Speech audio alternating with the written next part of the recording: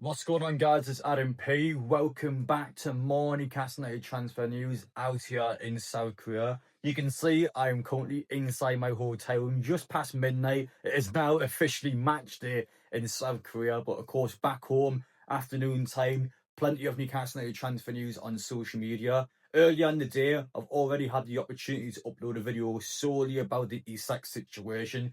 Idea being, we don't have to mention the guy in this video.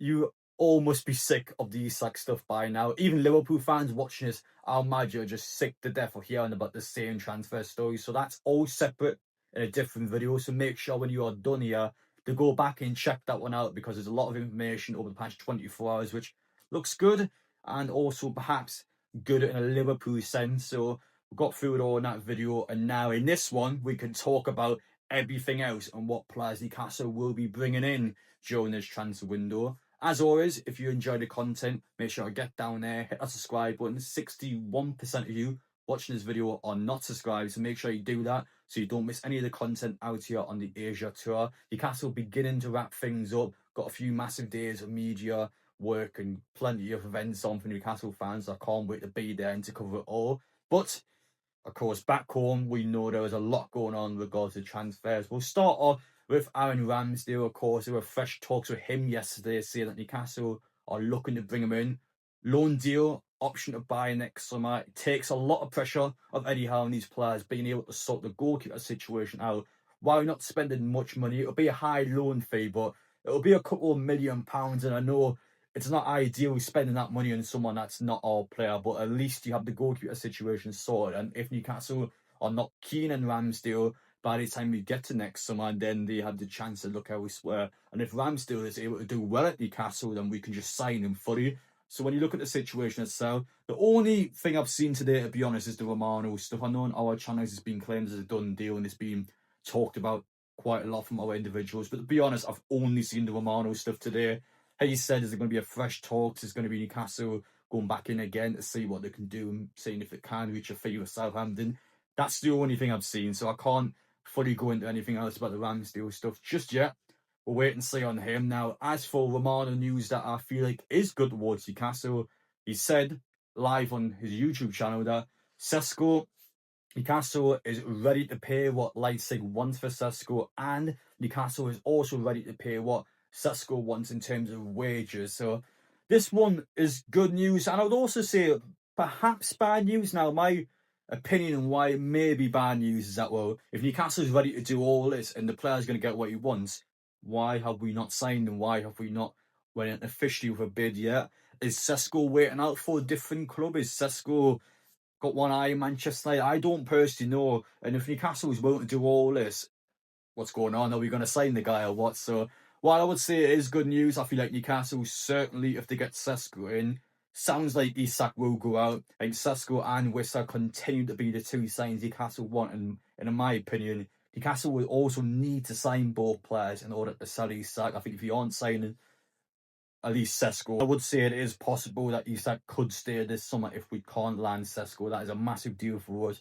Very talented young player who has a lot of potential and has already been able to do a lot in the Bundesliga. So that is a key player Newcastle would need to land. And I'm sure we're going to push and try and get it done. But it fully depends on if the player wants to move to Newcastle, because again, you look at the evidence here, Newcastle wants to do it all, but we haven't signed him yet. So does the player actually want to come to Newcastle? We shall have to wait and see. As for a player who does want to play for Newcastle United this summer, again, Yoane Wissa has reinstated that he is not interested in playing for Brentford anymore. Refuses to play, refuses to train, refuses to do anything for their football club. He wants out and he's not coming back. And he's also turned down Tottenham, Villa and Forest, according to Craig Hope, with Newcastle being the only club he wants to join this summer. So it's just about Newcastle waiting until Brentford can find a suitable replacement. It's essentially the Isak situation, but times 10, because the player is just refusing to do everything for them, whereas Isak is not quite at that stage yet, but that could potentially be a possibility if this drags out and the team gets back. I just don't know. It's hard to call at this stage. Maybe Isak does the same, but we can't exactly be positive towards the situation because exact same things happen to our football club. But what I will say, is that that will be a very good sign for Newcastle once Brentford can sort of their striker situation. With the 12 months left in his contract with a 1 year extension as well, Brentford not quite in a strong position like Newcastle. They've already lost to Bruno this window, and in my opinion, potentially one of the favourites to go down this season. I feel like they're struggling quite a lot.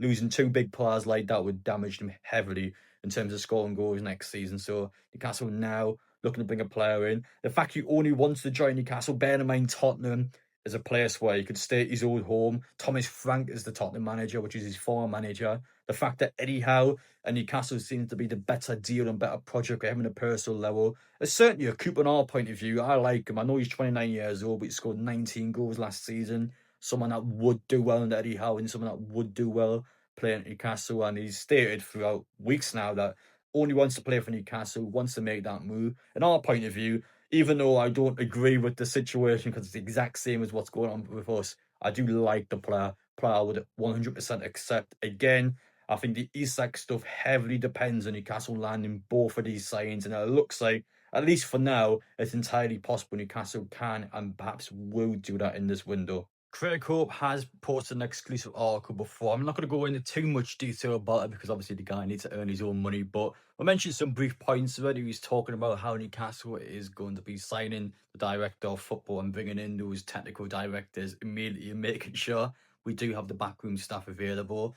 Felt like it should have been done earlier in the transfer window. You're doing this now and it's almost August, so the timing of it feels like it should have been done sooner.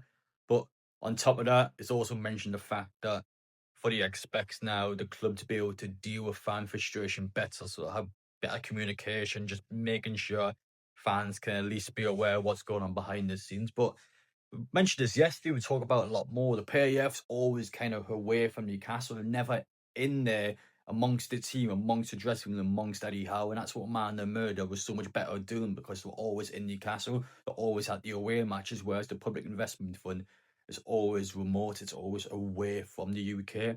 So when Newcastle needs something and Newcastle has something going on, the Public Investment Fund is just not there. They're always elsewhere. So again, there's always a bit of a disconnect between the club and the public investment fund, so they just need to figure out a way whether that's someone from the public investment fund or someone that's just there to be able to relay information quicker and being able just to help the club out. Because this disconnect between the two of them, I feel like it's damaging us quite a lot. And I don't know what it is, but since the man named Murder left, it's just not been good. So those two were a big part of Newcastle, and whatever those two were able to do in Newcastle so well, they need to basically bring someone in that can reignite that spark and do what they were able to do, or just hire them back. But realistically, we know that's probably not going to happen. But honestly, if we can just figure out a way to get these two back, that'll be my wish at this point because it just seemed to be so good with Newcastle hands on. Whereas for the most part, Newcastle with the public investment fund has just not been hands on, which is why, especially when you hear our man coming in for the Isak stuff, it's why it's such big news because he's never ever hands on with these players. So we'll see what happens. But the article's got little bits and bobs in there, but ultimately, again, you can probably imagine at the minute it's not the most positive read. As for outgoing news, there has been a surprising report from Talksport claiming that Manchester United would be interested in signing Nick Pope this summer. He has 12 months left in his contract, and Manchester United believe now they could put a bid in there and potentially land a signing from Newcastle. In my opinion, this one is just not going to happen, especially from Eddie Howe, from the coaching staff and our ownership. They've been quite adamant and quite certain that Nick Pope would be number one. Even if we did sign James Trafford in this window, and if we had signed James Trafford in this window, maybe there could be a bit more to the story, but I'm certain even with the sign of Aaron Ramsdale, Nick Pope is number one. I don't see that changing anytime soon. And even to add further evidence onto this, his mum and dad are out in Asia now enjoying themselves. They're being out in Singapore, they're being out in South Korea. If there was anything in this, there's any potential possibility of that changing, all of this would be a bit more obvious, I feel like, at least in the fan point of view. I don't see anything in this. I think Nick Pope is 100% going to be number one this season. I don't see that changing. I think Newcastle would offer him a new contract as well. So I'm certain he's staying. We'll see during this season whether that would change or not, but I don't think so. I'm confident Nick Pope will be out next season. I don't see much in the report, at least for now. That's it from me today. The same message walked away from this video. Newcastle just needs to line signs. I reckon once you get a couple of players in there, the mood would change at the football club. Isak still looks like he's going out the door. If we can get Sesko and Wissa in, that's the big talking point at the minute. Massive for Newcastle to secure these deals. If they can't secure these deals, Isak one more season looks like it could be on the cards, a real possibility. So we have to wait and see. Take care. Appreciate you watching, and we will see you all in the next one.